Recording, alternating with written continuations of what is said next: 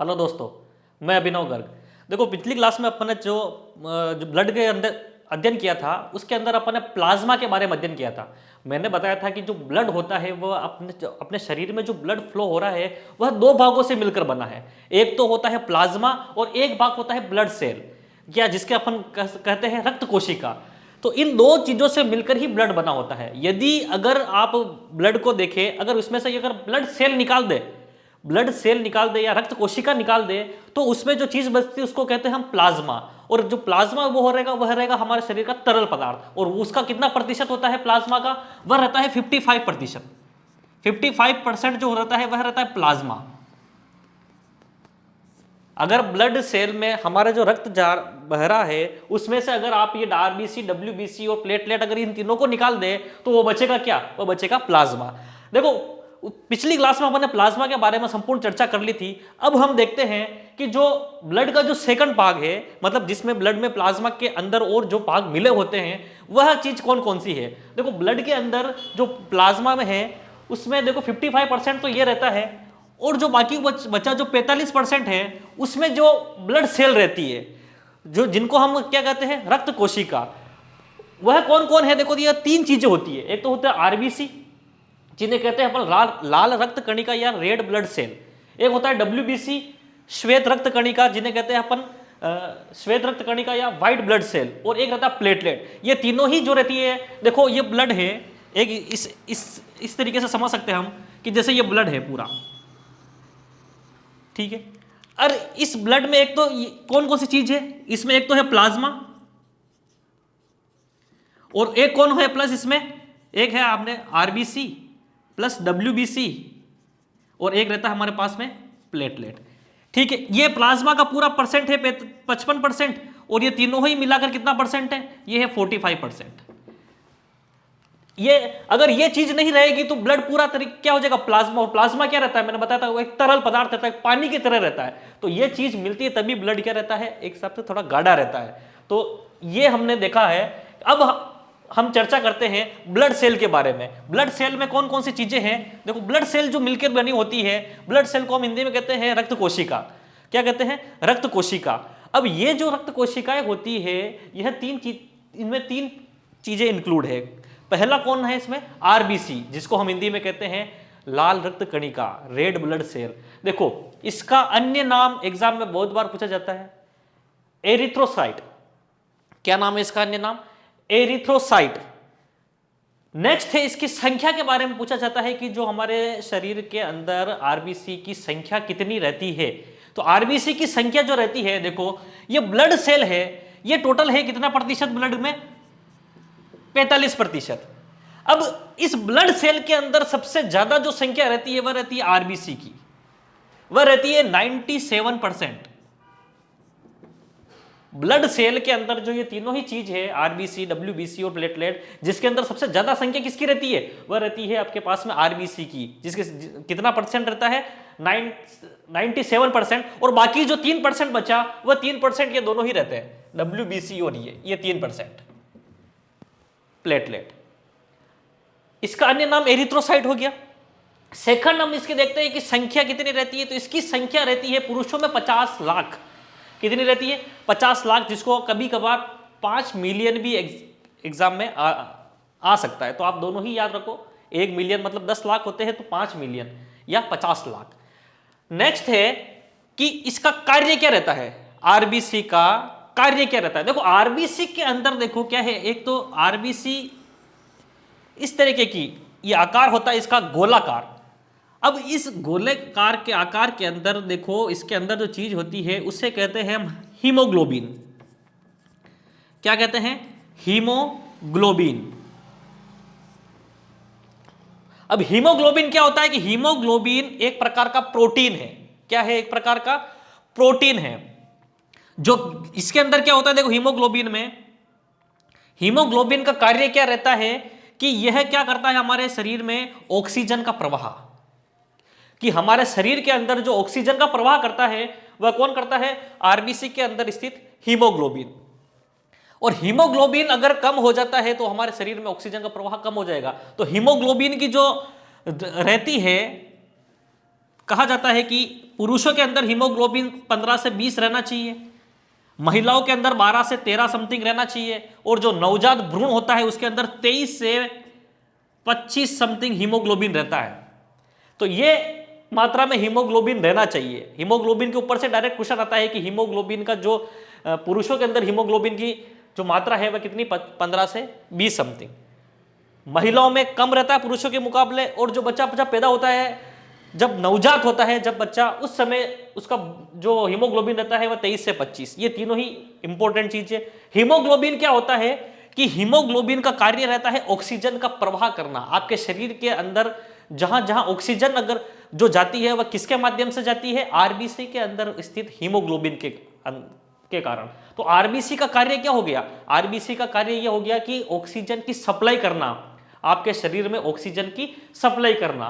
तो ऑक्सीजन की सप्लाई कौन करेगा, आरबीसी। और आरबीसी के अंदर और कौन स्थित है जो सप्लाई करता है, वह करता है हीमोग्लोबिन। तो हीमोग्लोबिन ये हो गया। अब देखो इस आरबीसी के अंदर नेक्स्ट पॉइंट देखते हैं हम। कार्य देख लिया ऑक्सीजन की सप्लाई करना, नेक्स्ट है इसका उद्गम कहां से होता है, कि ये आरबीसी बनती कहां है। आरबीसी जो बनती है आपके शरीर में, हमारे शरीर में, वह बनती है बोन मेरो। बोन मेरो को हिंदी में कहते हैं अपन अस्थि मज्जा। अस्थि मज्जा मतलब जो आपकी हड्डियों का जो खोखला भाग होता है, हड्डी इसके अंदर जो खोखला भाग होता है वहीं पर बोन, उसी को कहते हैं हम बोन मेरो। और वहीं पर किसका निर्माण होता है, आरबीसी का। तो आरबीसी का निर्माण होता है बोन मेरो या अस्थि मज्जा में। अब देखो नेक्स्ट कि आरबीसी का निर्माण ये जब बोन मेरो अस्थि मज्जा में कब होता है, जब बच्चा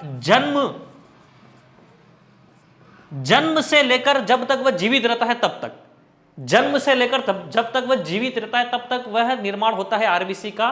कहां पर, अस्थि मज्जा में। लेकिन जब भ्रूण में रहता है, जब भ्रूण है, भ्रूण के अंदर जो आरबीसी का निर्माण होता है वह निर्माण होता है आपके यकृत, या बोल सकते हैं हम लीवर। तो यह क्वेश्चन भी बहुत बार पूछा है कि भ्रूण के जब रहता है तब उसके अंदर आरबीसी का जो निर्माण है वह कहां रहता है, तो वह रहता है आपके यकृत, लीवर में। और जब बच्चा पैदा होने के बाद में वह आरबीसी बनती है बोन मेरो में। तो ये कंफ्यूज मत होना। नेक्स्ट है इसके जीवन काल, वेरी वेरी इंपॉर्टेंट, एग्जाम में बहुत बार पूछा गया है। आरबीसी का जीवन काल वह रहता है 120 दिन का। कितने दिन तक आरबीसी जीवित रहती है, एक बार बनने के बाद में 120 दिन। 120 दिन के बाद में क्या होता है कि आरबीसी जैसे ये बनी और 120 दिन का इसने सफर तय किया, और 120 दिन के सफर तय करने के बाद में हमारे शरीर में एक भाग है जिसको हम कहते हैं प्लीहा।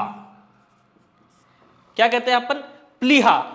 वहां पर 120 दिन के बाद में ये आरबीसी कहां चली जाती है, प्लीहा में। और प्लीहा में जाने के बाद में ये क्या हो जाती है, वहां पर मर जाती है प्लीहा में। तो यहां से एक एग्जाम से क्वेश्चन निकलता है कि आरबीसी का कब्रिस्तान किसे कहा जाता है। आरबीसी का कब्रिस्तान कहा जाता है प्लीहा को। एग्जाम में बहुत बार पूछा गया है। क्यों, क्योंकि क्या है कि जब आरबीसी बनती है, बनने के बाद में कितने दिन तक जीवित रहती है, वह रहती है 120 दिन तक। 120 दिन के बाद में वह कहां चली जाती है, प्लीहा में। और प्लीहा में जाने के बाद में वह क्या हो जाती है, वहां पर मर जाती है। इसी कारण से इससे प्लीहा को क्या कहा गया है, आरबीसी का कब्रिस्तान। देखो अब क्या है कि मैंने बताया था कि आरबीसी के अंदर हीमोग्लोबिन स्थित है। अब हीमोग्लोबिन में क्या क्या चीजें होती है, तो ऑक्सीजन प्लस आयरन। क्या रहता है, ऑक्सीजन प्लस आयरन।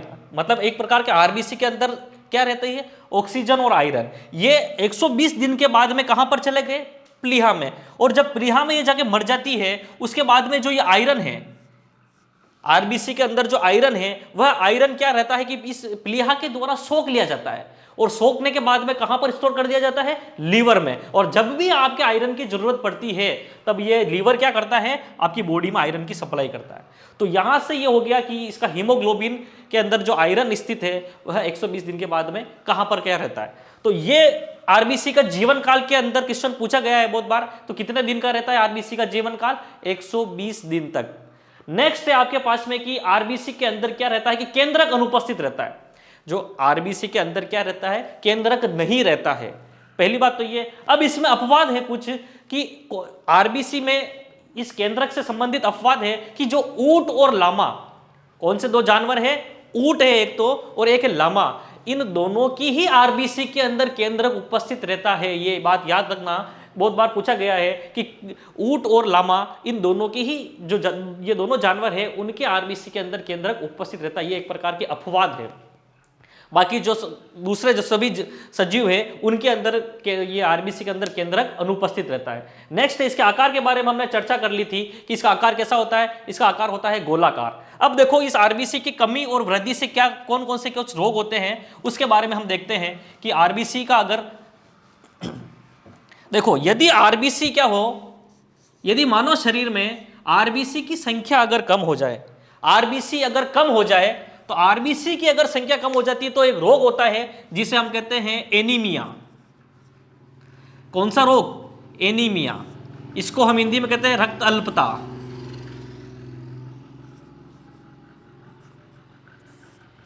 कि आरबीसी की यदि संख्या कम हो जाती है तब कौन सा रोग होता है? वह रोग होता है एनीमिया रोग। नेक्स्ट है कि यदि आरबीसी की संख्या बढ़ गई, कि यदि आरबीसी की संख्या अगर बढ़ गई उस समय कौन सा रोग होता है? उस समय रोग होता है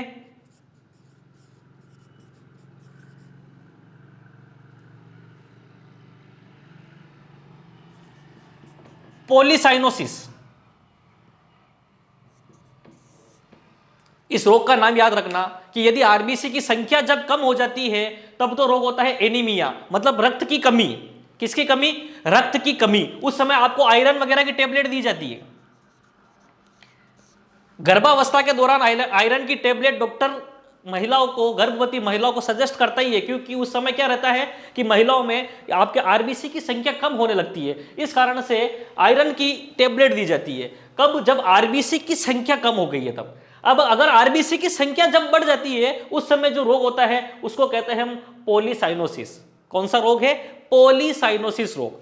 देखो अब इसमें क्या होता है कि इसमें ये चीज होती है, अगर पॉलीसाइनोसिस किसी को रोग हो गया उसमें क्या होगा कि चेहरे पर क्या है, लाल लाल चकत्ते वगैरह ये बनने लग जाते हैं, आपके शरीर में सूजन टाइप हो जाती है, खुजली चलती है, ये इस पॉलीसाइनोसिस रोग के लक्षण हैं। तो ये दोनों ही रोग याद रखना। अब हम नेक्स्ट आगे चलते हैं, आरबीसी के बारे में हमने पूरा पढ़ लिया है। अब हम आगे चलते हैं, किसके बारे में देखते हैं? डब्ल्यूबीसी के बारे में। देखो डब्ल्यूबीसी इसका जो अन्य नाम है उसको कहते हैं हम ल्यूकोसाइट। नाम याद रखना, इसको कहते थे हम आरबीसी को एरिथ्रोसाइट और इसको कहते हैं हम ल्यूकोसाइट। अब नेक्स्ट है कि डब्ल्यूबीसी का जो पूरा फुल फॉर्म है वह है श्वेत रक्त कर्णिका। क्या है? डब्ल्यूबीसी की व्हाइट ब्लड सेल। अब इसका काम क्या है? देखो आरबीसी तो क्या कर रहा था, शरीर में ऑक्सीजन पहुंचा रहा था। क्या पहुंचा रहा था शरीर में? ऑक्सीजन। अब डब्ल्यूबीसी क्या काम करती है कि शरीर के अंतर्गत जो हानिकारक, जो अगर कुछ चीजें आ गई है, हानिकारक कुछ ऐसे व्यक्ति आ गए हैं जो हमारी बॉडी उसको एक्सेप्ट नहीं कर रही है, अनवांटेड जो लोग अगर हमारी बॉडी में जिन्होंने प्रवेश कर लिया है उसके खिलाफ लड़ती है डब्ल्यूबीसी व्हाइट ब्लड सेल। तो ये क्या करती है? एक प्रकार की क्या है कि प्रतिरक्षा करना, शरीर की प्रतिरक्षा करना, बॉडी की, हमारे बॉडी का प्रतिरक्षा करना, वह किसका काम है? डब्ल्यूबीसी का। किसका काम है? डब्ल्यूबीसी का। मान लो कि ये देखिए ये कोरोना वायरस है, इसने आपकी बॉडी में अगर इसने प्रवेश किया तो इस आपकी बॉडी में इसने प्रवेश किया तो इसके लिए इसके खिलाफ लड़ेगा कौन? इसके खिलाफ लड़ेगा डब्ल्यूबीसी। कौन लड़ेगा इसके खिलाफ? डब्ल्यूबीसी। अब नेक्स्ट ये है कि इस डब्ल्यूबीसी को क्या कहते हैं? देखो ये हमारे शरीर के अंदर हानिकारक चीजों से लड़ता है, इस कारण से इसको क्या कहते हैं? शरीर का सफाई कर्मचारी। यहां से एक बार एग्जाम में क्वेश्चन पूछा जाता है कि शरीर का सफाई कर्मचारी किसे कहा जाता है? उससे कहा जाता है डब्ल्यूबीसी, शरीर का सफाई कर्मचारी। यहां से भी इंपॉर्टेंट क्वेश्चन निकलता है। नेक्स्ट है कि आपके जो डब्ल्यूबीसी उसका निर्माण कहां होता है? देखो आरबीसी, डब्ल्यूबीसी और प्लेटलेट, जो तीनों ही इस ब्लड सेल के जो भाग है, इन तीनों का ही निर्माण आपके अस्थि मज्जा या बोन मेरो में होता है। ये चीज याद रखना, ये तीनों ही चीजें कहां पर बनती है? आपकी हड्डी के जो खोखला भाग है वहीं पर ये तीनों चीजें बनती है। तो ये इंपॉर्टेंट है, ये तीनों का निर्माण कहां पर होता है? अस्थि मज्जा में। नेक्स्ट है इसका जीवन काल। डब्ल्यूबीसी का जीवन काल कितना रहता है? कि डब्ल्यूबीसी का जो जीवन काल रहता है वह रहता है 2 से 3 दिन।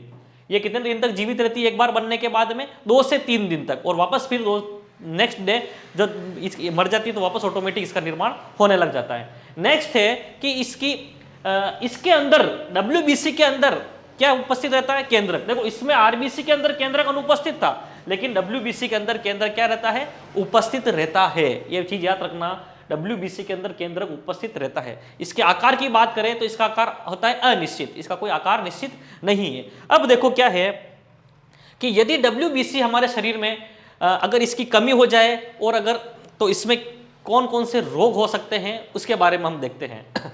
देखो WBC, अगर WBC अगर संख्या कम हो गई तब क्या कौन सी चीज होती है, उस समय होता है आपके पास में कि आपका प्रतिरक्षा तंत्र कमजोर हो जाएगा। आपका क्या हो जाएगा, प्रतिरक्षा तंत्र वह हो जाएगा कमजोर, और उसके कारण से आपको क्या रहेगा कि आसानी से आप मतलब बहुत जल्दी जल्दी आप बीमार रहोगे। मतलब आपके अगर बैक्टीरिया वगैरह से लड़ने के लिए ही आपके अंदर WBC नहीं है, लड़ने वाला आदमी ही आपके अंदर नहीं है, तब जो आदमी जो हानिकारक चीजें आएगी वह चीजें क्या रहेगी, उसको मारने वाला कोई रहेगा ही नहीं, और आप क्या रहोगे, जल्दी जल्दी आप क्या हो जाते हो, बीमार। तो WBC में यही है कि आप अगर बीमार जल्दी जल्दी हो रहे हो तो इसका मतलब आपकी शरीर की प्रतिरक्षा कमजोर, आपका इम्यूनिटी पावर कमजोर है। देखो इस WBC के हम कुछ प्रकार पढ़ते हैं। देखो इसके अलग अलग प्रकार है। देखो WBC के अंतर्गत जो प्रकार है वह सबसे, देखो दो तरीके के होते हैं।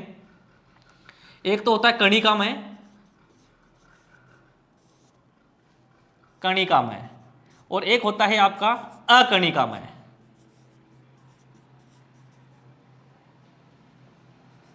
अकणिकामय, दो तरीके की WBC होती है, कणिकामय और अकणिकामय। देखो सबसे पहले कणिकामय के अंदर देखते हैं, इसके बारे में देखते हैं कणिकामय के बारे में। इसके देखो 3 भाग है।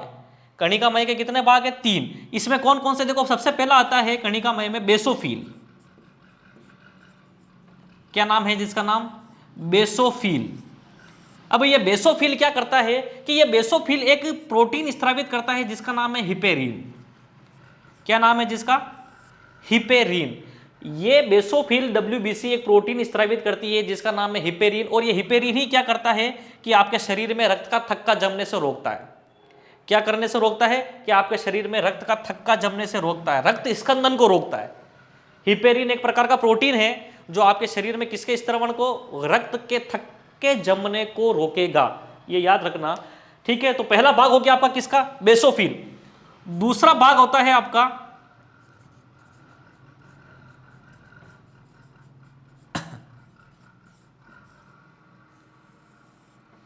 इयोसिनोफिल। क्या नाम है इसका, इयोसिनोफिल। WBC में जो कणिकामय भाग पढ़ रहे हैं अपन, उसमें पहला भाग तो बेसोफिल हो गया, दूसरा भाग है इयोसिनोफिल। ये इयोसिनोफिल क्या करेगा कि जब आपके एलर्जी इन्फेक्शन होता है, आपके शरीर में किसी कारण से अगर एलर्जी होती है, उस समय कौन सी WBC एक्टिव होती है, वह एक्टिव होती है इयोसिनोफिल। एलर्जी के समय कौन सी WBC एक्टिव होती है, इयोसिनोफिल, ठीक है। अब नेक्स्ट है, तीसरा है, वह है न्यूट्रोफिल। नेक्स्ट कौन सा भाग है, न्यूट्रोफिल। न्यूट्रोफिल क्या करता है कि यही जो है न्यूट्रोफिल, ये क्या करता है कि आपके शरीर के अंतर्गत जो हानिकारक बैक्टीरिया है, हानिकारक जो तत्व है, उनसे लड़ने का काम करता है। तो ये न्यूट्रोफिल WBC है, ये क्या करती है, आपके शरीर में लड़ाई करने का काम करती है। तो बेसोफिल आपके रक्त स्कंदन का काम करेगी, मतलब उसको क्या करेगी, उसको रक्त का थक्का जमने से रोकेगी। नेक्स्ट है आपके इयोसिनोफिल। इयोसिनोफिल कब एक्टिव होती है, एलर्जी के समय। और न्यूट्रोफिल जब आपके शरीर की प्रतिरक्षा के समय ये काम करती है। न्यूट्रोफिल लड़ाई झगड़ा करने के लिए, शरीर के अंदर कोई बाहरी तत्व आ रहे उससे लड़ने के लिए न्यूट्रोफिल काम करेगी। ये तो हो गए कणिकामय। अब हम बात करते हैं अकणिकामय की। कौन कौन से अकणिकामय कौन होते हैं, देखो इसमें अकणिकामय में 2 चीजें हैं। एक तो होता है लिम्फोसाइट और एक होता है मोनोसाइट। मोनोसाइट, देखो इसको ध्यान से देखना। अकणिकामय में 2 चीजें हैं, लिम्फोसाइट और मोनोसाइट। अब देखो ये लिम्फोसाइट में 2 प्रकार है, एक तो होता है बी लिम्फोसाइट, एक होता है टी लिम्फोसाइट। कौन कौन से, बी लिम्फोसाइट और टी लिम्फोसाइट। अब देखो ये कैसे काम करती है, बी लिम्फोसाइट और टी लिम्फोसाइट क्या है। देखो जब भी आपके शरीर के अंदर अगर कोई हानिकारक चीज आती है, कोई भी वायरस वगैरह ऐसा चीज, ऐसी कोई अनवांटेड चीज आती है, उसको जो पहचानने का काम करता है, वह पहचानने का काम करता है बी लिम्फोसाइट। ये क्या करता है, पहचानता है। किसको, कोई भी वायरस आ गया, जैसे आपके शरीर में मान लो कि जैसे किसी कोरोना वायरस ने एंट्री ली, तो उस कोरोना वायरस को पहचानेगा कौन, वह पहचानेगा बी लिम्फोसाइट। जैसे ही बी लिम्फोसाइट ने उसको पहचाना, वह बी लिम्फोसाइट किसके पास जाएगा दौड़ता हुआ, वह जाएगा टी लिम्फोसाइट के पास में। किसके पास में, टी टी लिम्फोसाइट को कहेगा कि भाई कोरोना वायरस ने अपने शरीर में एंट्री कर ली है, ये टी लिम्फोसाइट जाएगा और उस कोरोना वायरस को क्या करके आएगा, मार के आएगा। तो पहचानने का काम कौन करता है, बी लिम्फोसाइट, और उसको मारने का काम कौन करता है, टी लिम्फोसाइट। अब टी लिम्फोसाइट ने तो उसको मार दिया, अब वो मरा हुआ वायरस हमारे शरीर में ही तो पड़ा है, वो गया कहां है। अब इस मरे हुए चीज को खाने का जो काम करता है, वह खाने का काम करता है मोनोसाइट। कौन काम करता है, मोनोसाइट। तो पहचानेगा बी लिम्फोसाइट, मारेगा टी लिम्फोसाइट और खाएगा मोनोसाइट। तो सबसे बड़ी जो आपके WBC है, वो क्वेश्चन में एग्जाम में क्वेश्चन पूछा जाता है कि WBC में सबसे बड़ी WBC कौन सी होती है, वह होती है मोनोसाइट। कौन सी WBC, मोनोसाइट, और छोटी पूछे तो लिम्फोसाइट। तो ये हो गया आपके पास में WBC। अब देखो ये है, देखो मोनोसाइट और BT और आपके पास में मोनोसाइट, इन तीनों के बारे में हमने चर्चा कर ली। अब हम देखते हैं, देखो कि मैंने बताया था कि जब WBC की अगर कमी हो जाती है तो आपका प्रतिरक्षा तंत्र, इम्यूनिटी सिस्टम आपका से बॉडी का वह कम हो जाएगा और आप जल्दी जल्दी बीमार पड़ोगे। अगर WBC की संख्या बढ़ जाती है, क्या है कि यदि WBC की संख्या बढ़ गई, कि मान लो WBC की संख्या में वृद्धि हो गई, उस समय जो रोग होता है बहुत ही गंभीर बीमारी है जिसे कहते हैं ल्यूकेमिया, जिसे कहते हैं रक्त कैंसर, ब्लड कैंसर।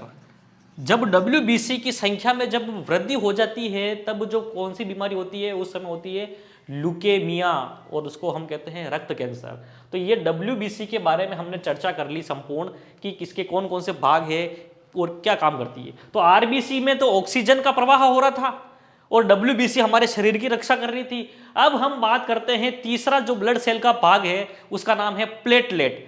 क्या है, प्लेटलेट, जिसको हम हिंदी में कहते हैं बिंबाणु। क्या कहते हैं हिंदी में, बिंबाणु।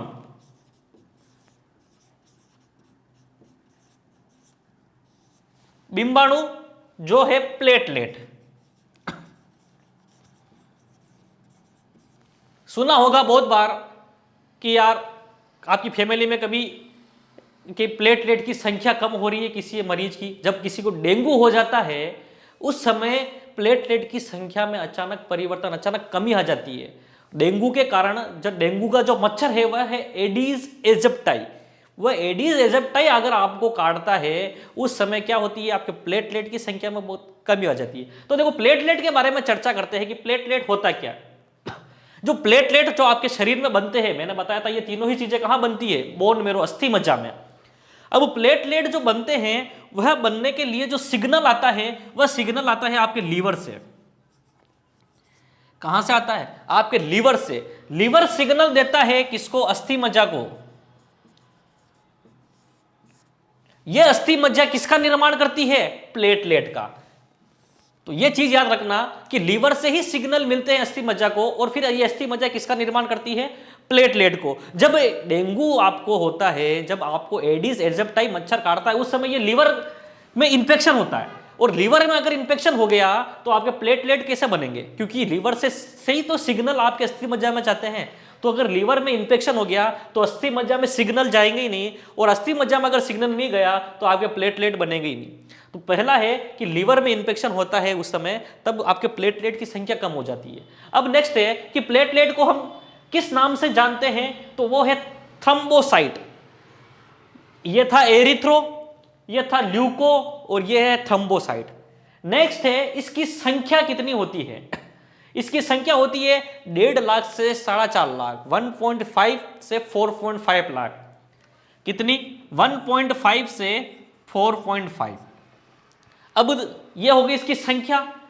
अब देखो कि अगर इसकी संख्या में कमी या वृद्धि जब हो जाती है, उस समय क्या कंडीशन होती है। देखो मान लो कि यदि प्लेटलेट की संख्या 1.5 लाख तो होनी चाहिए, लेकिन तो भी ये है कि मतलब 20,000 समथिंग तक भी क्या होता है कि आपको मतलब प्लेटलेट अगर 20,000 तक पहुंच जाते हैं तो भी व्यक्ति इतना घबराने की जरूरत नहीं रहती है, इतनी सीरियस कंडीशन। जब 20,000 से आपका प्लेटलेट कम होने लगते हैं, तब आपको तुरंत डॉक्टर के पास में जाना चाहिए। अब यदि देखो प्लेटलेट का काम क्या रहता है कि आपके शरीर में रक्त का थक्का जमाना, आपके शरीर को मतलब में अंदर जो रक्त दौड़ रहा है उसको मतलब एक प्रकार से रोक कर रखना।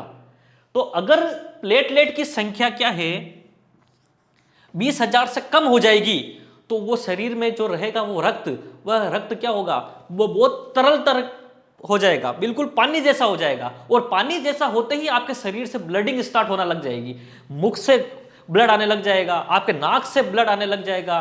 तो जब आपके प्लेटलेट कम होते हैं तब ब्लडिंग स्टार्ट होना लग जाएगी। क्यों? क्योंकि क्या है कि प्लेटलेट का काम ही रहता है रक्त को रोक कर रखना।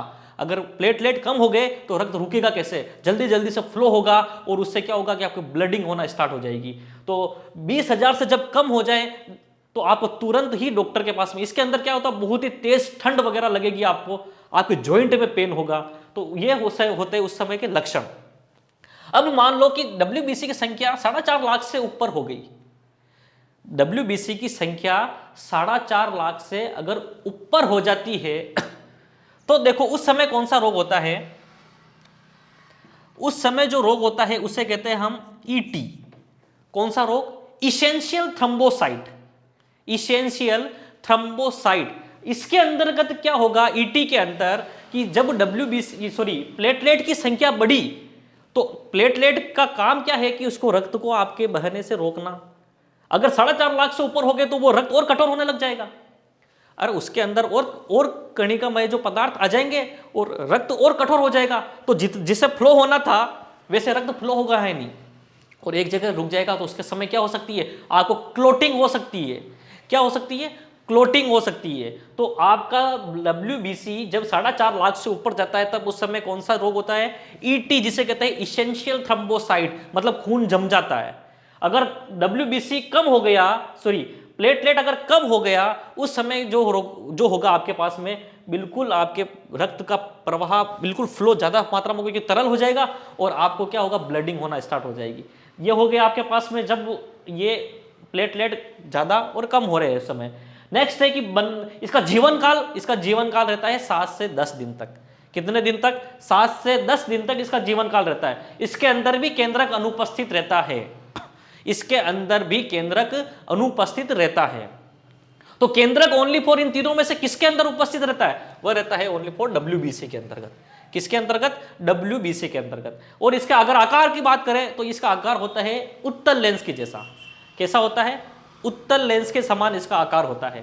तो देखो ये तीनों ही हमने पूरी चर्चा कर ली। इसमें कैसे RBC का काम शॉर्ट में देखें तो आपको ऑक्सीजन का फ्लो करना आपके शरीर में। WBC का काम करे तो आपके शरीर के अंदर हानिकारक तत्वों से रक्षा करना।